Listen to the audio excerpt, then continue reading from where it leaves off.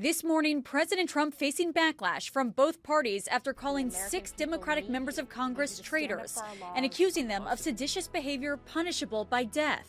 I was a captain in the United States Navy. Former CIA officer. Former Navy. It comes after the lawmakers, all veterans of the military or U.S. intelligence, released this video reminding military service members that they should not obey illegal orders.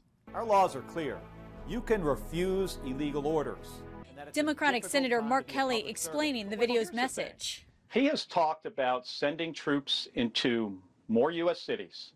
He's talked about invoking the Insurrection Act. In 2020, he went to his Secretary of Defense and he asked the question, he said, can't we just shoot these protesters in the legs? That is an example of an illegal order.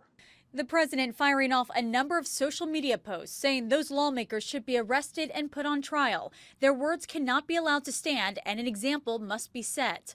And later reposting a message saying, quote, hang them, George Washington would. Lawmakers from both parties now criticizing the president's comments. This puts all of our lives in jeopardy. Democrats in the Congress are on the phone with their chiefs of staff, beefing up our security for this weekend and next week, because the president has a lot of unhinged supporters. That kind of rhetoric isn't good and stirs up people among us who may not be stable. At the White House, Press Secretary Caroline Leavitt asked to clarify the president's comments.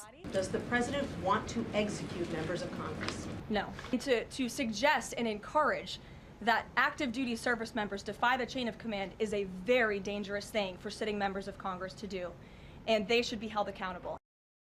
The Democrats who appeared in that video released a joint statement condemning the president's comments and saying their oath is to the Constitution and following lawful orders. Nicole D'Antonio, ABC News, Washington.